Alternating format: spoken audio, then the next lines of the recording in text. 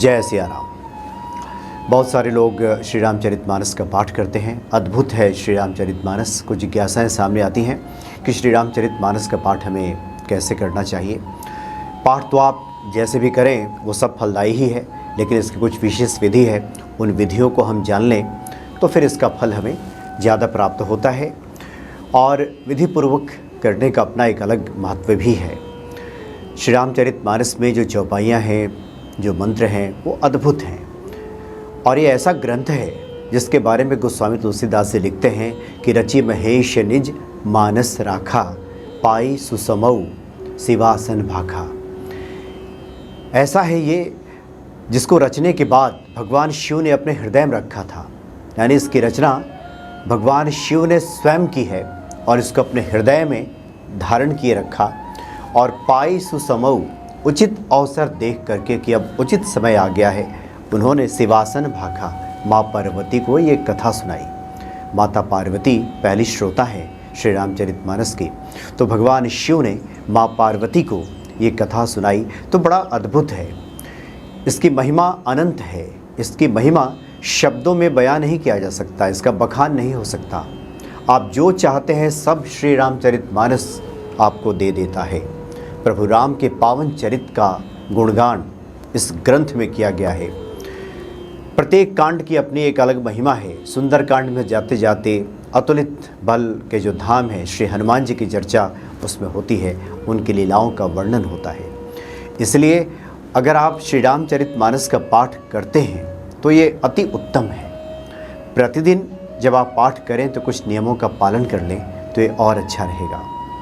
जब स्नान आदि क्रिया से निवृत्त होने के बाद आप जब अपने मंदिर के सामने बैठते हैं पाठ करने के लिए, तो श्री रामचरितमानस को अगर हम लाल कपड़े में लपेट करके रखें तो ये बहुत अच्छा रहता है। और जिस बाजोट पे हम वहाँ लगाते हैं वहाँ श्रद्धापूर्वक श्री रामचरितमानस को रखने के बाद जब हम दीप वगैरह जला लें तो गणेश जी का सुमिरन करें और उसके बाद हनुमान जी का आवाहन जरूर करें कि श्री रामचरितमानस का पाठ करने जा रहे हैं। और पवन पुत्र हनुमान जी जो राम कथा सुनबे को रसिया, सबसे बड़े प्रेमी तो हनुमान जी ही हैं राम कथा सुनने को, तो उनको तो ज़रूर आमंत्रित करें। और जहाँ कहीं भी राम कथा, राम के चरित का गुणगान होता है, श्री रामचरितमानस का पाठ होता है, वहाँ हनुमान जी स्वयं आके विराजमान हो जाते हैं। तो हनुमान जी का आप आवाहन कीजिए और उसके बाद श्री रामचरितमानस का पाठ कीजिए। और एक नियम बना लीजिए कि जितनी दूर तक आपने पाठ किया है वहाँ पे एक निशान लगा लें। वैसे आपके ग्रंथ में एक लाल धागा होता है, वहाँ पे जाकर के आप वहाँ रख दीजिए, निशान लग गया। और उसके बाद फिर आरती ज़रूर करें। जब रामचरितमानस का पाठ करें तो आखिर में आरती करें और फिर क्षमा प्रार्थना करें। और इस तरह से उस दिन का पाठ ये पूरा हुआ। और फिर पुनः अगले दिन से जब आप पाठ करना शुरू करें तो जहाँ से आपने छोड़ा है, जहाँ पे आपने निशान लगाया है, उसके आगे से फिर पाठ करना शुरू करें। आप मास पारायण पाठ करना चाहते हैं, 1 महीने में आप चाहते हैं कि श्री रामचरितमानस का पाठ आप पूरा कर लें, तो उस हिसाब से उसको आप बांट लीजिए कि कब कब कितना पाठ आपको करना है। 3 महीने में आप पूरा करना चाहते हैं तो ऐसा कर लीजिए, या फिर प्रतिदिन जितना आपको समय मिलेगा उतना आप पाठ करेंगे तो उस हिसाब से भी पाठ किया जाता है। यानी किसी भी सूरत में, किसी भी स्थिति में श्री रामचरितमानस का आप पाठ करेंगे वो आपके लिए शुभ फल ही प्रदान करेगा।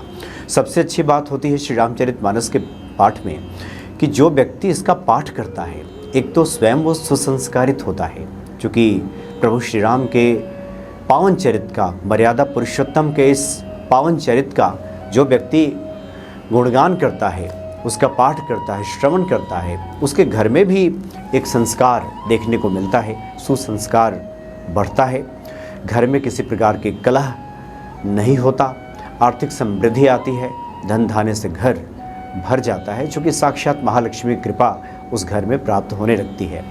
और ख़ुद भी व्यक्ति का ये प्रयास होना चाहिए कि जब वो पाठ में उतरे तो शुरुआती दिनों में कुछ इन नियमों का पालन करे कि कलह से बचे, क्रोध से बचे, इस तरह के तामसिक वस्तुओं का सेवन ना करे, शुद्धता का वो परिचय दे, शुद्ध खान पान रखे। और कुछ दिन जब वो पाठ करना शुरू करेगा उसके बाद तो हनुमान जी स्वयं सब संभाल लेंगे, वो तो आपकी सुमति बना देंगे, आप स्वयं इसको छोड़ दीजिएगा।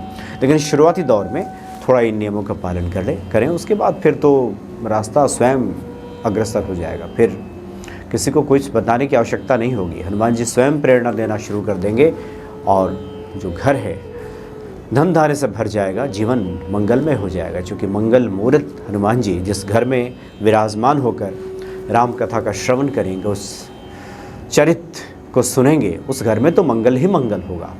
क्योंकि हनुमान जी सभी सुखों को प्रदान करने वाले हैं। सब सुख लहै तुम्हारी सरना, तुम रक्षक काहू को डरना।